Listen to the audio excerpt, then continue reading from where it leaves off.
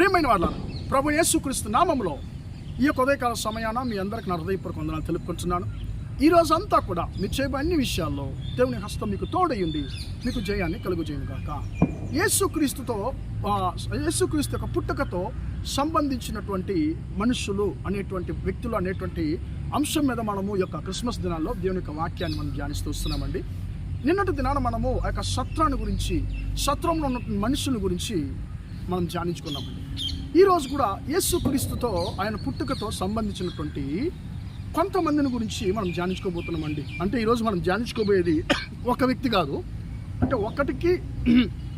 ఒకటి కొంతమంది, ఒక చిన్న ఒక గ్రూప్, ఆ యొక్క కొంతమందిని గురించి మనం ధ్యానించుకోబోతున్నామండి. మనకు బాగా తెలుసు యేసుక్రీస్తు యొక్క పుట్టుక మొట్టమొదటిగా ఎవరికి అది ప్రకటించబడింది?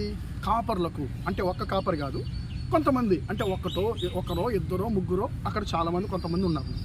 ప్రియులారా, ఆ కాపరులు ఏం చేస్తున్నారు? రాత్రికాల సమయంలో వారు తమ మందలను ఏం చేస్తున్నారు?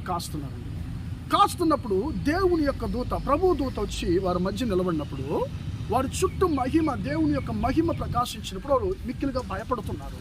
అప్పుడు ప్రభు దూత అంటుంది, భయపడుకుడి, ఇదిగో సకల జనులకు సంతోషాన్ని కలుగజేసేటువంటి వర్తమానాన్ని నేను మీకు తెలియజేయుచున్నాను. నేడు రక్షకుడు దావీదు పట్టణం మీకు పుట్టి ఉన్నాడు, ఈయన ప్రభు అయిన క్రీస్తు అనేటువంటి మాటను మనం చదువుతున్నాం. ప్రియమని దేవుని బిడ్డలారా, ఇప్పుడు మనం చూసినట్లయితే ఆ దేవుని యొక్క దూత ఈ కాపరులతో ఒక మాట అంటుంది, మీరు భయపడకుడి, ఇక మీద మీరు భయపడనక్కర్లేదు, దేని గురించి భయపడనక్కర్లేదు. ఎందుకు? మీ భయాల నుంచి ఈ యొక్క లోకాన్ని విడిపించగలిగినటువంటి రక్షకుడు పుట్టి ఉన్నాడు, మీ భయపడకుడి అని చెప్పి అంటుందండి. తర్వాత ఇంకొక విషయాన్ని మనం గమనించినట్లయితే, ఈ లోకానికి అంతా కూడా, ఈ లోకంలో ఉండే సమస్త జనులకు మిక్కిలి సంతోషాన్ని కలుగజేసేటువంటి వర్తమానమును, తమిళ బైబిల్తో శుభవర్తమానమును, శుభ సందేశమును నేను మీకు తెలియజేయుచున్నాను. అదేంటి? నేడు మీ కొరకు రక్షకుడు దావీదు పట్టణంలో పుట్టి ఉన్నాడు అనేటువంటి మాటను మనం చదువుతున్నాం. ప్రియమని దేవుని బిడ్డలారా, అక్కడ ఆ యొక్క ప్రభు దూత ఈ కాపర్లకు ఒక బాధ్యతనిచ్చేది మనం గమనిస్తున్నాం.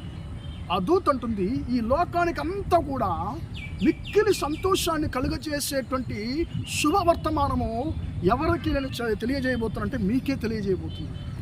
రక్షకుడు మీ కొరకు పుట్టి ఉన్నాడు అనేటువంటి ప్రియుల వర్తమానాన్ని, గొప్ప శ్రేష్టమైనటువంటి వర్తమానాన్ని ఈ కాపరులు పొందుకుంటున్నారు. మనం గమనించినట్లయితే ప్రియులారా, ఈ యొక్క కాపరులు ఈ యొక్క దేవుని బిడలైనటువంటి మనకు ఈ కాపరులు సాదృశ్యంగా ఉన్నారు. ఎందుకంటే ప్రియులారా, బాగా మనము యొక్క వచనాలు చదివినట్లయితే ఈ లోకానికే సంతోషాన్ని ఇచ్చేటువంటి ఒక శుభవర్తమానము ఇప్పుడు ఎవరి చేతిలో ఉంది? కాపరుల చేతిలో ఉందండి. అదేంటి? ఈ యొక్క లోకాన్ని రక్షించగలిగినటువంటి రక్షకుడు పుట్టి ఉన్నాడు అనేటువంటిది శుభవర్తమానం. ఇప్పుడు అది లోకానికి వేరే ఎవరికి తెలియదు, మొట్టమొదటిగా వీరికే ప్రకటించబడింది. అప్పుడు వీరేం చేయాలి? దాన్ని వాళ్ళ లోపల ఉంచుకోకుండా వారి యొక్క లోకానికి వెళ్ళి దాన్ని ఏం చేయాలి? ప్రకటించాలి, చెప్పాలి.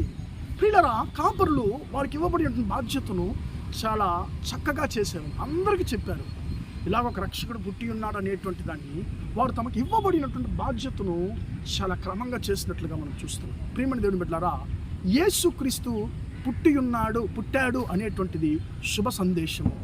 ఆ శుభ సందేశాన్ని ఈ క్రిస్మస్ రోజుల్లో ప్రియులారా మనం ఎంతమందికి మనం ప్రకటించుతున్నామండి.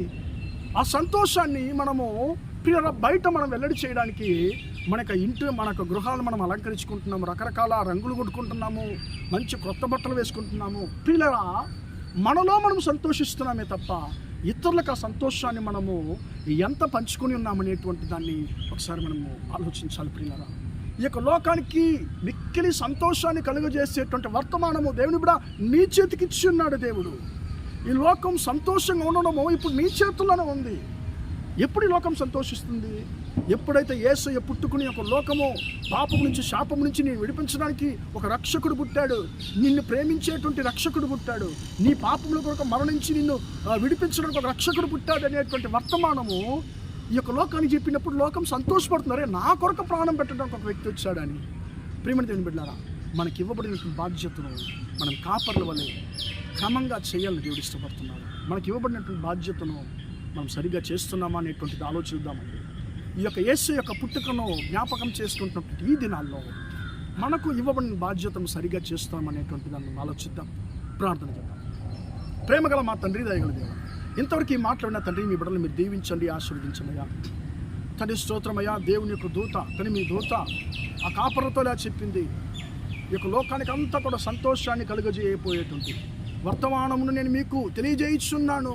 నేడు ప్రభువైన క్రీస్తు మీ కొరకు రక్షకుడు మీ కొరకు దావీదు పట్టణంలో పుట్టి ఉన్నాడు అనేటువంటి తండ్రి సంతోష వర్తమానాన్ని కాపర్లకు తెలియజేస్తుంది. ఆ కాపర్లు తండ్రి ఆ యొక్క వర్తమానం తానులో ఉంచుకోకుండా తండ్రి ఈ లోకానికి తెలియజేసినట్లుగా తండ్రి మేము గమనిస్తున్నాం. అలాగనే మాకు ఇవ్వబడినటువంటి తండ్రి బాధ్యతను, నీ పుట్టుకను తండ్రి అయా స్తోత్రం, శుభ సందేశాన్ని యొక్క లోకానికి తెలియజేసేటువంటి బాధ్యతను మేము సరిగా చేయడానికి కృపదయ చేయమని ప్రార్థిస్తున్నాను. అయ్యా మాకు ఇవ్వబడిన బాధ్యతల్లో మేము చాలాసార్లు నిర్లక్ష్యంగా ఉన్నామయ్యా, మమ్మల్ని ఒకసారి క్షమించమని ప్రార్థిస్తున్నాను తండ్రి. ఇక మీద తండ్రి మాకు ఇవ్వబడిన బాధ్యతను సరిగ్గా చేయడానికి కృపదయ చేయమని యేసయ్య నామములో ప్రార్థించని వేడుకొంటున్నాను తండ్రి. ఆమేన్, ఆమేన్. ప్రియమైన వాళ్ళారా, దేవుడిని దీవించి ఆశీర్వదించుగాక. Praise the lord.